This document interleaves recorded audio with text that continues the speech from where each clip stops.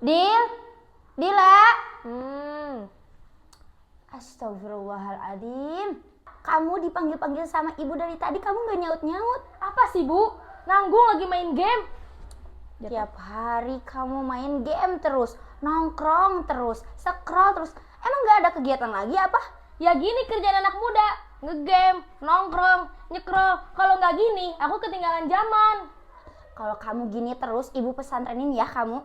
Gak mau. Pokoknya kamu harus nurut sama ibu, harus dipesantrenin. Gak mau, Bu.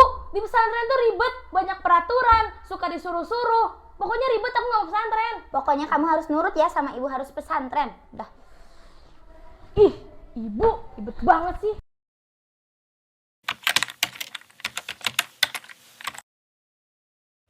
Kenapa sih harus masuk pesantren? Jadi gak bebas main HP, gak bisa nongkrong sama teman-teman, gak bisa nikmatin dunia luar. Jadi harus beres-beres sendiri. Apa-apa harus sendiri sekarang. Kalau di rumah kan apa-apa sama ibu. Ih, kesel deh. Kenapa sih ibu udah gak sayang lagi sih gitu sama aku? Lo betah gak sih di sini? Enggak tahu, gue juga udah lama gak betah di sini. Lo tau kan ya, sekarang di sini bapak serba sendiri. Iya, nyuci sendiri, makan harus ngantri, apa-apa harus ngantri. Assalamualaikum. Waktu berjamaah kalian gak denger? Udah adzan. Waktu berjamaah tapi kalian masih ngobrol di sini. Dengar, tapi nanti aja masih ngobrol. Kayak udah benar aja hidupnya. Iya.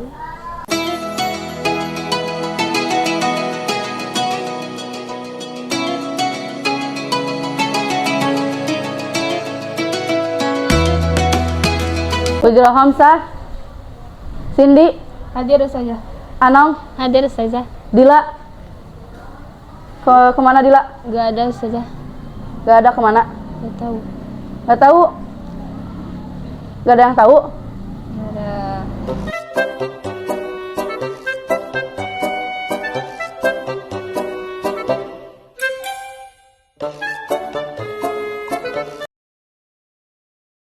Kak tahu nggak siapa yang piket? Gak tahu, tapi kayak Dila deh. Dila. Iya kak. Apa? Piket belum? Udah. Kok masih kotor? Gak tahu. Tanya aja yang lain. Dalam meningkatkan semangat belajar, ada beberapa poin. Poin yang pertama, tidak malas belajar. Mengapa kita tidak boleh malas belajar? Karena apa? Karena kita sebagai seorang wanita yang akan menjadi sumber peran. Sebab dikatakan dalam hadis, Al-Ummu Madrasatul Ula. Ibu itu adalah madrasah pertama bagi anak-anaknya. Kita sebagai seorang wanita akan melahirkan seorang anak, akan menjadi seorang ibu, maka harus dimulai dari diri kita dulu. Kalau kita di kelas malas-malasan, malah ngobrol, ya Dila, kamu kenapa malah ngobrol? Bukannya ngedengerin? Kalau ustazah lagi ngejelasin, kamu dengerin, bukan malah ngobrol.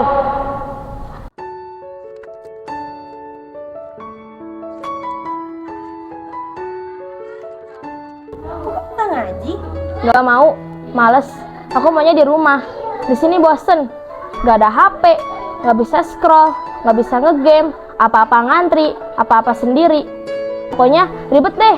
Aku maunya di rumah, gak mau di sini. Astagfirullah, kamu gak boleh gitu. Harusnya kamu bersyukur tinggal di pesantren.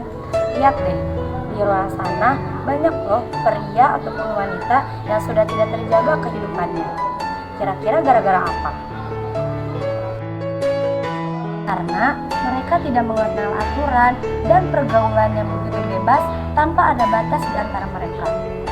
Terus sekarang, kamu ngerasa di pesantren itu ribet karena kamu harus beres-beres, gak bisa main HP, gak bisa scroll-scroll. Padahal itu kan pembelajaran agar kamu bertanggung jawab dan disiplin atas diri kamu sendiri. Terus gunanya peraturan di pesantren apa? Tujuan adanya peraturan pesantren bukan untuk membebankan ataupun mengekang kamu, tapi itu salah satu cara supaya kamu bisa menjadi orang lebih baik dari dalam ataupun dari luar. Cuman mengingatkan, semoga jadi pembelajaran ya buat kamu. Ingat, orang tua kamu di rumah bekerja keras untuk membiayain kamu. Makanya kamu di sini harus semangat, tekun untuk belajar. Semangat ya. Sekarang kakak mau ngontrol dulu kamar yang lain.